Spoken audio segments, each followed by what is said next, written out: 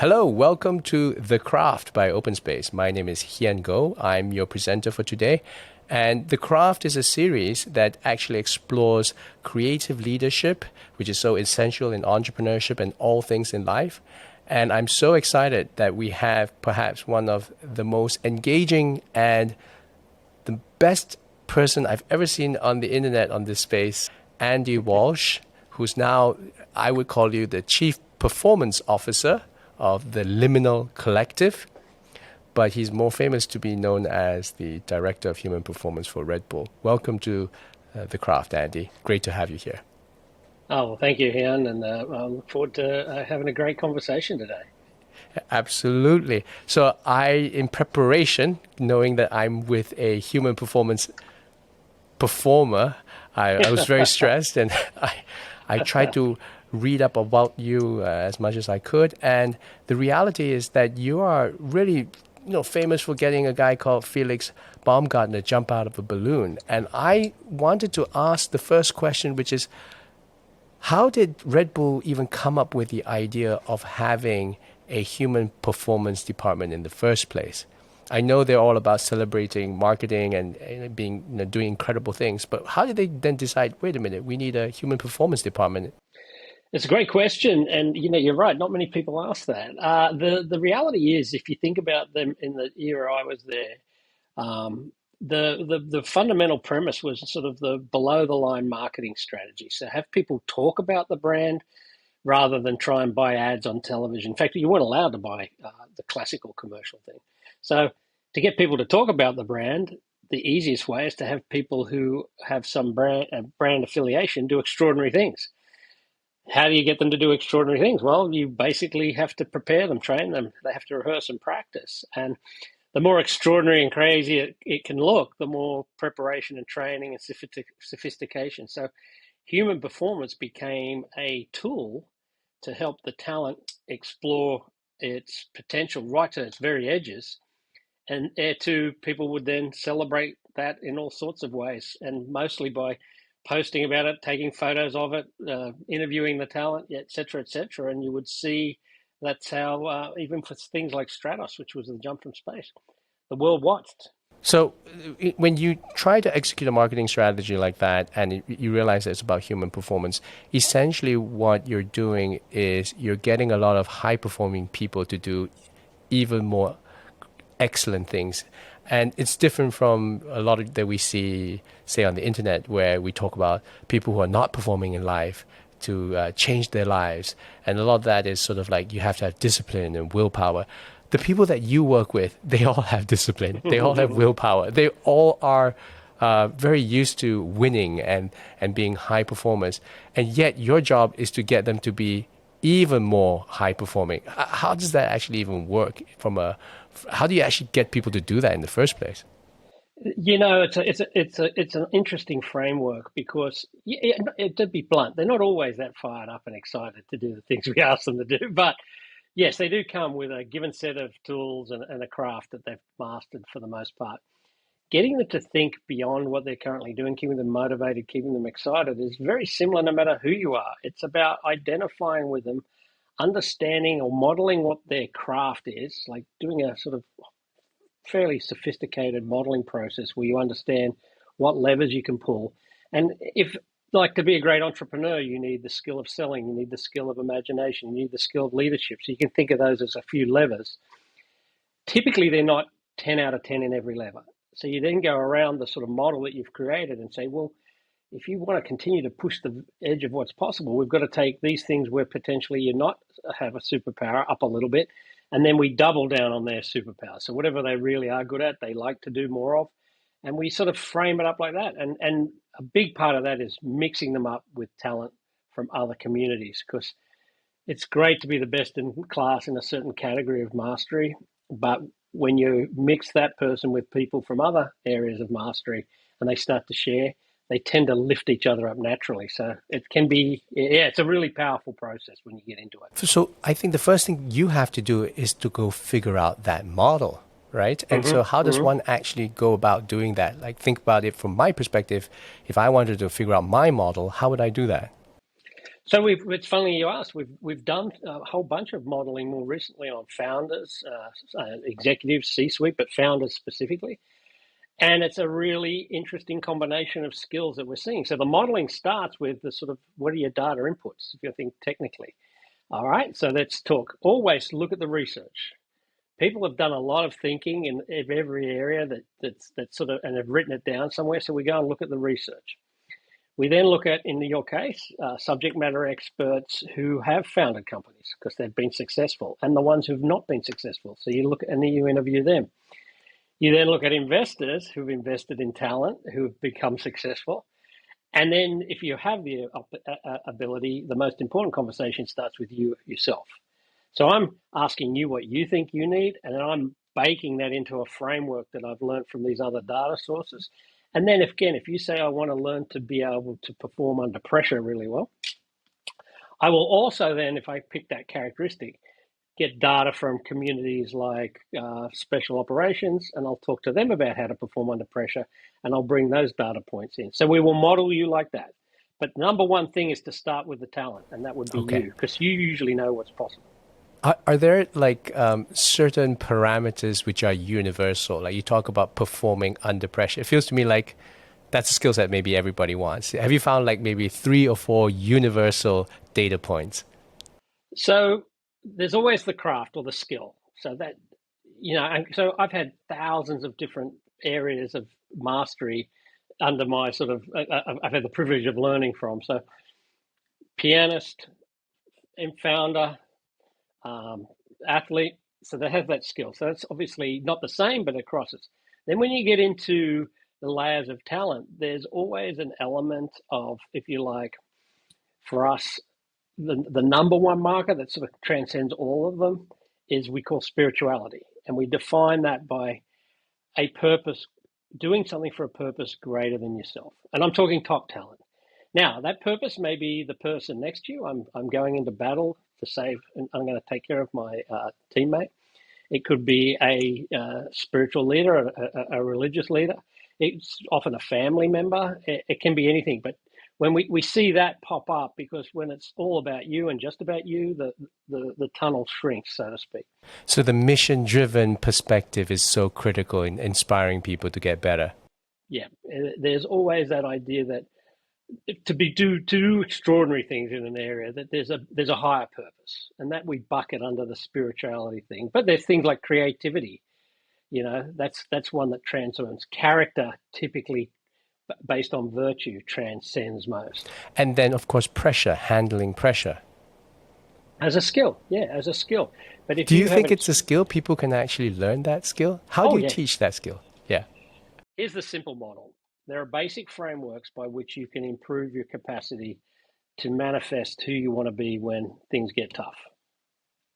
Now, everybody can do it to a certain extent. Everybody can be trained and improved on it. Certain individuals can be trained to a high level. Others don't quite have that capability. How we do it is we use adjacent training scenarios. So we say, you want to be better at performing on the pressure in front of the board and on stage. So we can put you on stage and increase the pressure a bit there, but it's very close to what you're trying to do. So an adjacent area might be holding your breath. And we say, okay, the purpose of learning how to hold your breath for extended period of time is you'll come up against the primal fear, i.e. suffocation. As you hold your breath longer and longer, the fear increases. We teach you what to look for in your own self. What are the triggers that start to get you from saying, I got this is all good, to, oh hell, this hurts, or I'm in trouble. And so we ask you to navigate, and you keep practicing in an adjacent area like that to learn what your triggers are, which means then we can teach you techniques to relax yourself once you recognize your triggers. And the best in the world are able to recognize their triggers before it becomes a problem and then do something about it. In many ways, it's really hormonal. It's about, when you're under pressure, and I'm a big fan of human biology. You'll have adrenaline, you'll have cortisol, and is it also a function of teaching people that that's okay? You have a lot of adrenaline in your body right now. You have a lot of cortisol in your body around. Recognize that, manage it, have deep relaxation techniques, learn how to perform, use that energy to actually, Absolutely. Absolutely. So yeah, you nailed it. The classic flight or fight response, that mechanism, which is based on a hormonal adrenal response, is the thing you're trying to manage. And it's an ancient system, so everybody's got it, and everybody has a trigger. And once you recognize where you are on, if you think of the Yerkes-Dodson curve, that inverted U, where you are at that point, you need a lot of pressure, a bit of pressure to perform well. You need to sort of get excited, get fired up. A bit of tension in the system means it's important to you, and you need to acknowledge that. And that's good. We don't want you in a position where you get past that point of optimal pressure where, oh hell, if I freeze up, yeah, yeah. I feel like I'm going to fail it, and I Clench do up. lock up, I clench. Yeah. So we teach you, you got to get to the point where there's a bit of pressure. We want you to go a little bit past it, where you feel a little uncomfortable, and then we want to teach you how to bring it back. And all our training does that. And in many ways, when you think of it from an exercise perspective, I used to play ice hockey, so we always talk about lactic acid thresholds, where you have the ability to, you just push above what your body's comfortable with, but over time, the actual limit moves forward. Exactly. And so the brain adapts, your body adapts. So as you bump up to the edge of your curve of where the pressure becomes a negative for you, your body starts to adapt, and you get fundamentally just get used to it. And then you learn to go a little bit further, a little bit further. The thing where people really struggle is they don't quite ever train quite to that point. And if you don't quite train to the point, you never know what you've got left in the tank. And so you don't actually know your upper limits. So part of our job in training is to push you past your limits. Yeah. I was watching a podcast where people are saying that, you're instructed to do like 100% heart rate right at the edge.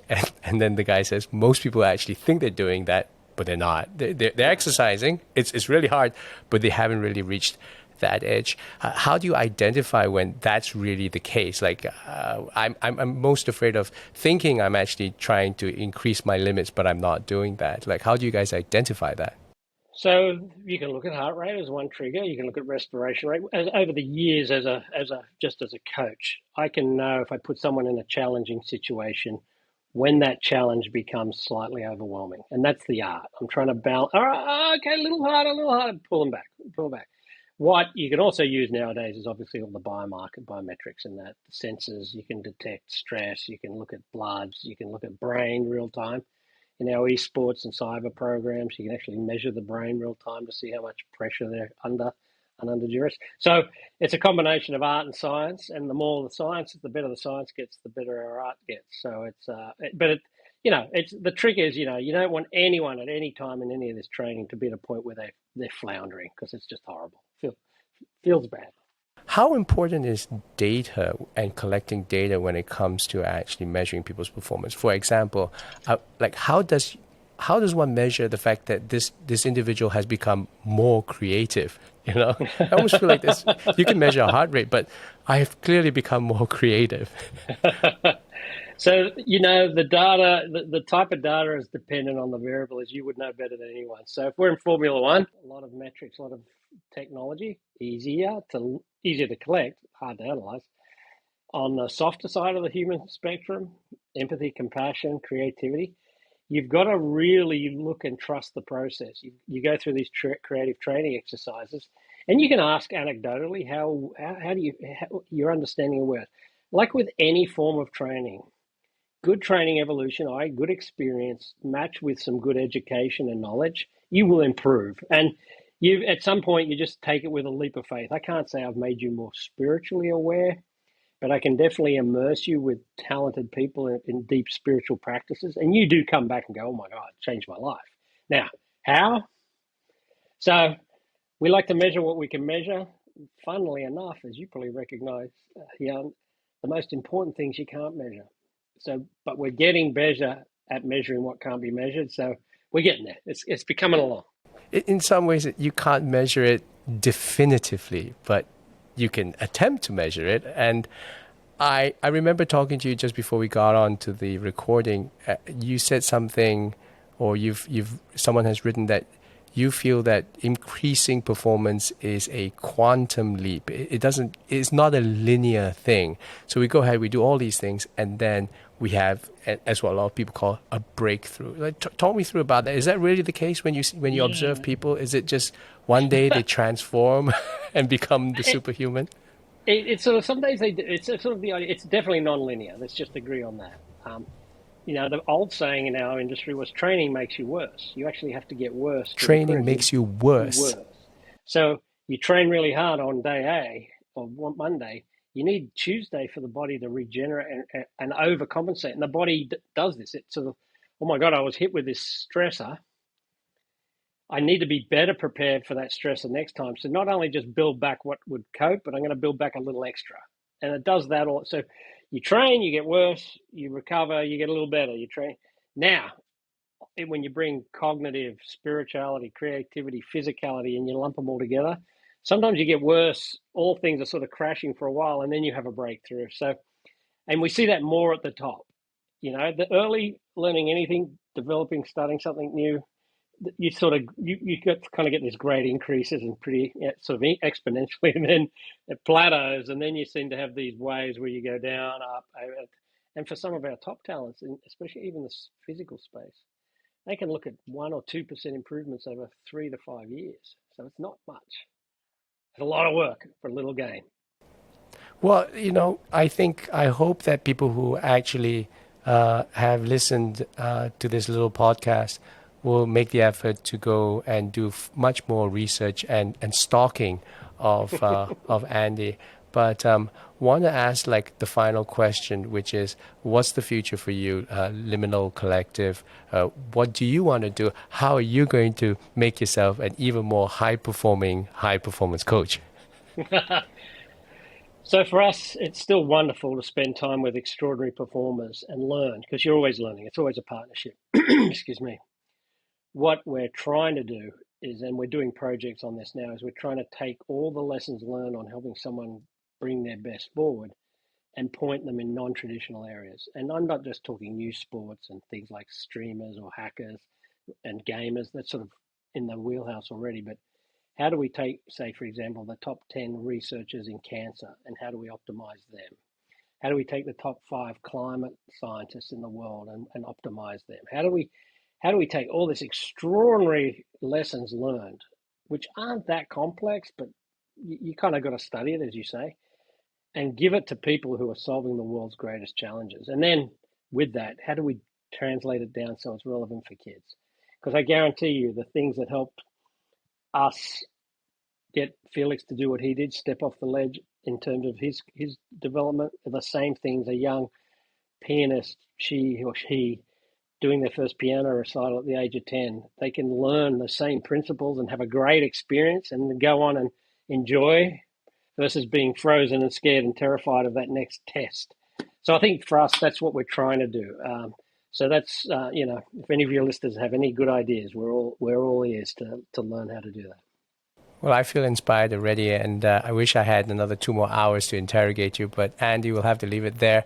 If you want to learn more, just Google his name and you will find so much on him. Thank you very much for joining us on The Craft, and have a great rest of the day, Andy. Thank you very much for your time. Oh, Hian, and your audience, thank you so much for allowing me the privilege to share some of our stories. Thank you very much. You're very welcome. Join us next time on The Craft. My name is Hian, one of the founding partners of Openspace Ventures.